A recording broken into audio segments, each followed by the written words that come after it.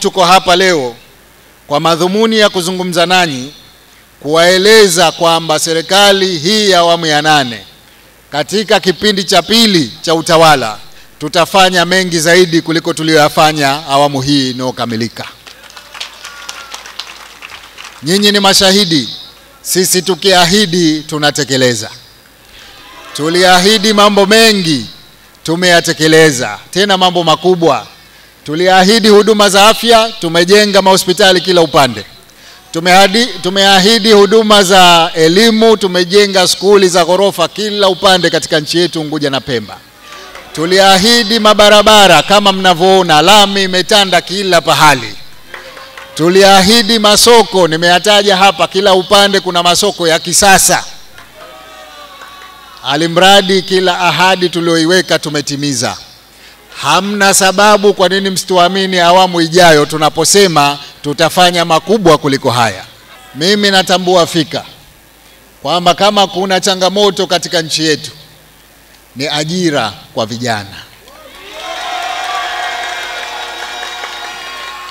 Na Chama cha Mapinduzi kimejipanga kutatua tatizo la ajira kwa vijana.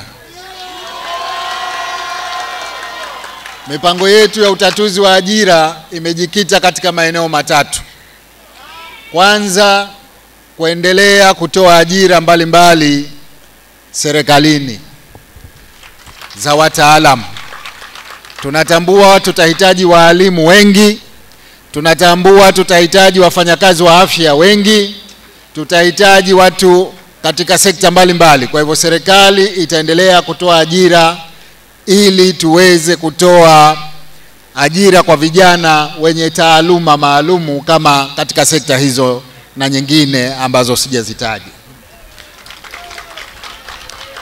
Eneo la pili ni kushajihisha sekta binafsi kuanzisha viwanda. Kama mnavyotambua kuna eneo la Dunga pale tumelianzisha kwa ajili ya kuweka viwanda. Nia na madhumuni tupate viwanda vingi viweze kuchukua vijana wengi kuwapa ajira katika maneno hayo. Bodaboda hawa waweze kupata leseni kwa urahisi, lakini kwa mafunzo bora ambayo yatatolewa.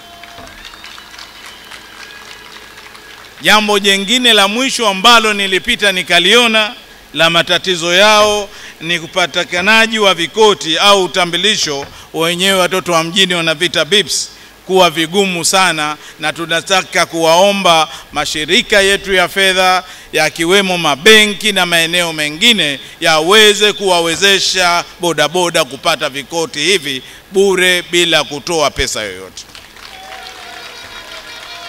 Ambayo wameyapata tayari kuwa chapa ile ya ubora wameshaipata baadhi yao. Hiyo ni mafanikio makubwa sana, na inajulikana Spice hii ikitoka ndiyo imetoka Zanzibar. Chapa ile tayari wameshaipata. Lakini vile vile ardhi ipo ya kutosha kuweza kulima, wakipata ulimaji bora na wakipata elimu bora kutoka Wizara ya Kilimo, wanaweza wakapata manufaa zaidi kwenye biashara yao.